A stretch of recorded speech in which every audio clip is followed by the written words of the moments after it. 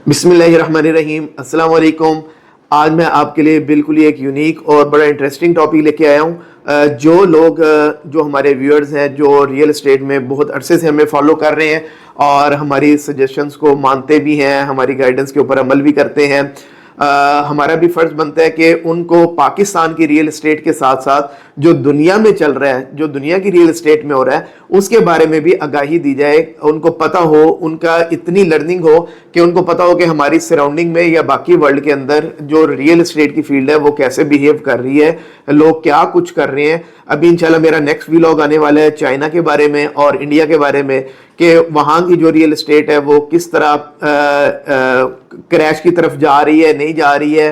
पाकिस्तान की real estate और हमारा जो नेबरिंग कंट्री है चाइना और इंडिया, वहाँ से कैसे डिफरेंट है, नहीं है, उनके साथ आगे 1 साल 2 साल में क्या होने वाला है और हमारे साथ क्या होने वाला है, तो ये इंशाल्लाह कंपैरिजन रखूंगा। आज के व्लॉग में हम बात करते हैं मिस्र की।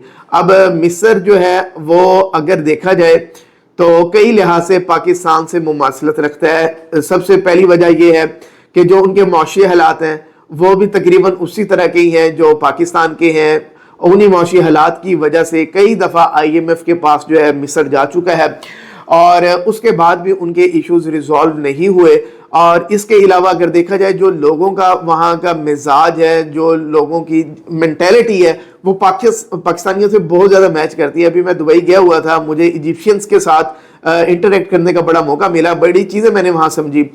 तो इसके अलावा जो एक बड़ी कॉमन चीज़ है, जो वहाँ पे जो रूलिंग एलीट है, जो यहाँ पे इश्यूज है रूलिंग एलीट के, वही वहाँ पे इश्यूज भी हैं। और इसके अलावा पाकिस्तान से भी लोग पैसा निकाल के बाहर लेके जाना चाह रहे हैं और यही सारा कुछ मिस्र के अंदर भी हो रहा है। जो टैक्सेशन हमारे यहाँ रियल एस्टेट पे लग रही है वो वहाँ पे भी लग रही है। यानी कि आप जो है ना, आपको कुछ देर के लिए ऐसे लगेगा जब आप कंपैरिजन करेंगे कि आप मिस्र की नहीं, हम पाकिस्तान की बात करें, लेकिन सब कुछ ये मिस्र के साथ हो रहा है। अब IMF से कई दफ़ा उन्होंने कर्जा लिया, लेकिन इशू हल नहीं हुआ। अब मिस्र की अगर हम बात करें तो जो इसकी जो लोकेशन है, स्ट्रेटेजिक लोकेशन है, वो बहुत ज़्यादा इंपॉर्टेंट है। बहेरा रूम के ऊपर बिल्कुल उसके साथ ये आ रहा है।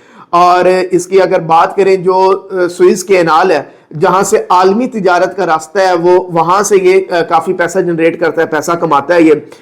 इसके अलावा आपको पता है कि इसकी हज़ारों साल की तारीख है मिस्र की और ये टूरिज्म से बहुत ज़्यादा पैसा कमाता है। जो एहराम मिस्र है वो ज़ाहिर है दुनिया के अजायबात में शामिल है। पिछले साल की अगर बात करें तो तकरीबन 1.5 करोड़ लोगों ने मिस्र को विजिट किया है और यानी कि टूरिस्ट कंट्री के तौर पे ये बड़ा इसकी एक रिकग्निशन है।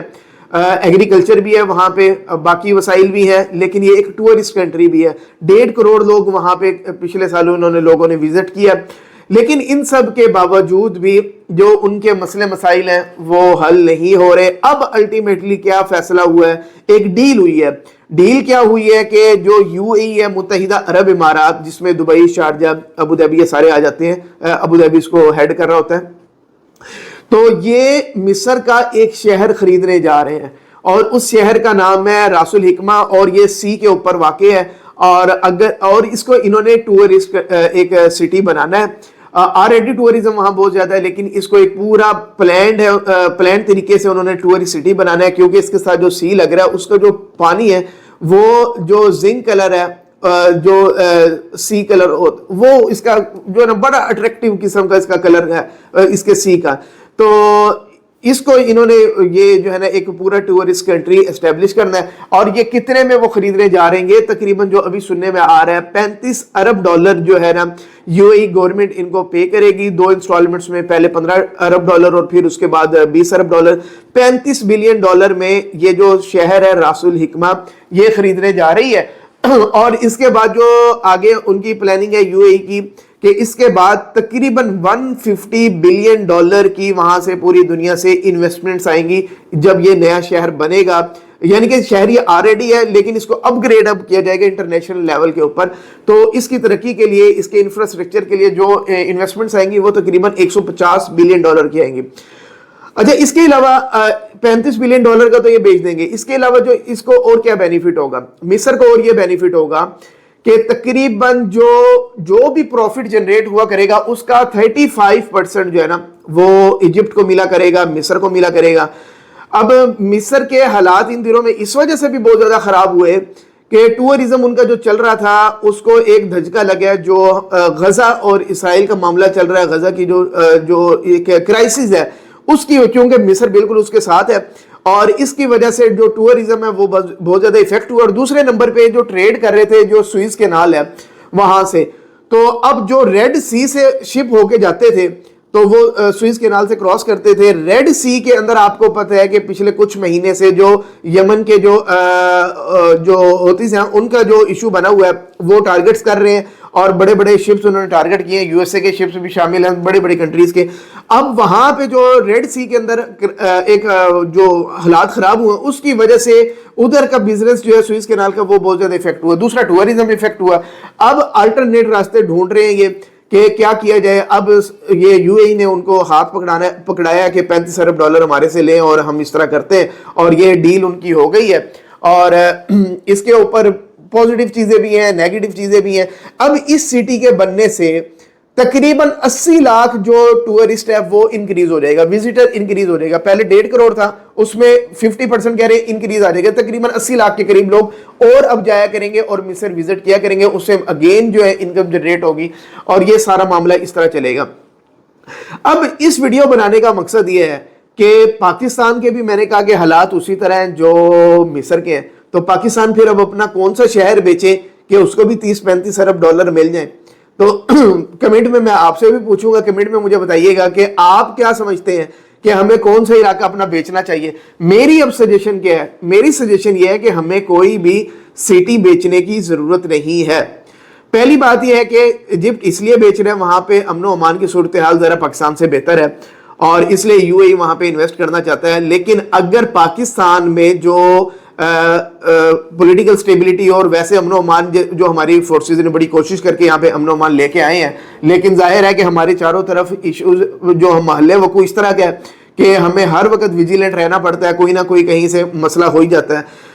تو اگر یہاں پہ امن و امان صرف ہو تو یہاں پہ آپ کو کوئی شہر بیچنے کی ضرورت نہیں ہے.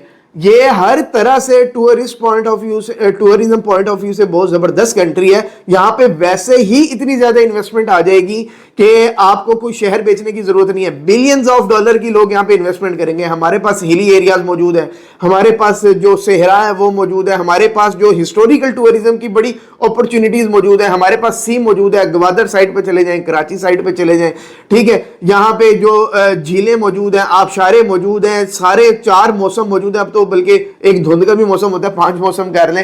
تو ریلیجیس ٹورزم یہاں پہ بہت زیادہ ہے. ملینز آف ڈالر جو ہے نا وہ اٹریکٹ کر سکتے ہیں ٹورزم کے نام پہ بھی. دوسرا ایگریکلچر ہمارا کنٹری ہے، اور ایگریکلچر ابھی سعودیہ کے ساتھ بھی ہمارا ایک کانٹریکٹ ہوا تو ہے، اللہ کرے وہ فلفل ہو جائے. تو اربوں ڈالر ہمیں اپنا کوئی سٹی بیچنے کی ضرورت نہیں ہے. راس الحکمہ کی طرح ہمیں کوئی ضرورت نہیں ہے کہ $35 بلین میں ہم اپنا شہر بیچیں. ہم ویسے ہی یہاں پہ انویسٹر کو اٹریکٹ کر کے صرف پولیٹیکل سٹیبلٹی دینی ہے، امن و امان دینا ہے، ان کو اپنی پالیسیز ریوائز کرنی ہے، اور ان کو انشور کرنا ہے کہ ان کا پیسہ یہاں پہ سیف رہے گا. جو ہم پالیسیز بنائیں گے اس کے اندر کنٹینیوٹی ہوگی. ایگریکلچر کے اندر یہاں بہت پیسہ آ سکتا ہے، آئی ٹی کے اندر پیسہ آ سکتا ہے، انڈسٹری کے اندر پیسہ آ سکتا ہے، ٹورزم کے اندر. ٹورزم کی میں نے ساری آپ کو بتا دی، سارا کچھ یہاں پہ موجود ہے. اللہ نے ہمیں ہر طرح کے وسائل سے نوازا ہوا ہے. تو ہم 35 بلین کیا، ہم $135 بلین اگلے جو ہے 5 سال میں صرف اپنی یہ چند چیزیں صحیح کر کے انشاءاللہ اس سے بنا سکتے ہیں. تو جہاں پہ ایک مایوسی کی کیفیت پورے ملک کے اندر ہے، وہاں پہ ہوپ بھی موجود ہے. اگر تھوڑا سا ہم اس کے اوپر متحد ہو کے یہ چیزیں کریں تو کوئی وجہ نہیں ہے کہ اگلے 5 سال میں ہم ان ساری چیزوں سے نہیں نکل سکتے. اور سب سے بڑی اسٹرینتھ جو ہماری ہے وہ ہماری یوتھ ہے. 30 سال سے کم عمر ہمارے جو یوتھ ہے، اور اسی نے ہمارے کنٹری کو آگے لے کے چلنا ہے. لیکن ان کو ڈائریکشن ہم نے دینی ہے.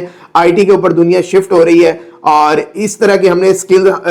دوسرا جو ہماری یوتھ باہر جاتی ہے اس کے لیے سب سے بڑا مسئلہ یہ ہے کہ سرٹیفکیشن کا یہاں پہ کوئی پلان نہیں ہے. بنگلہ دیش سے بہت زیادہ یوتھ باہر جا رہی ہے، جو انڈیا سے بہت زیادہ جا رہی ہے. وہاں پہ کیا ہے، سرٹیفکیشن وہ کر رہے ہیں، چھوٹے چھوٹے چیزوں کے لیے وہ سرٹیفائی کر رہی ہے گورنمنٹ کہ یہ پلمبر ہے، یہ موٹر مکینک ہے، یہ مالی ہے، یہ کام کر سکتے ہیں. उसके पीछे सर्टिफिकेशन है, उनकी गवर्नमेंट उनको फौरन जो है ना वो हायर कर लेती है, सेमी स्किल्ड में वहां पे ले जाती है। और लेकिन पाकिस्तानी जाके एक एज अ ड्राइवर ही काम करता है, एक मजदूर के तौर पे काम करते हैं, क्यों? इसके पास कोई सर्टिफिकेशन नहीं है। तो हम हर तरह से पैसा कमा सकते हैं, सिर्फ अपनी पॉलिसियों को हमने रिव्यू करना है, और इंशाल्लाह हम जो है अपना बगैर कुछ बेचे तो हम बहुत अच्छा परफॉर्म भी कर लेंगे और दुनिया में एक लीडिंग रोल जो है ना वो भी अपना प्ले करेंगे। उम्मीद है वीडियो पसंद आई होगी। अपना जो भी आपकी सजेशन है वो कमेंट बॉक्स में लाजमी बताइएगा, और दूसरा हमारा डिस्क्रिप्शन के अंदर व्हाट्सएप कम्युनिटी ग्रुप्स आ रहे हैं, वो लाजमी ज्वाइन कीजिएगा। Thank you very much.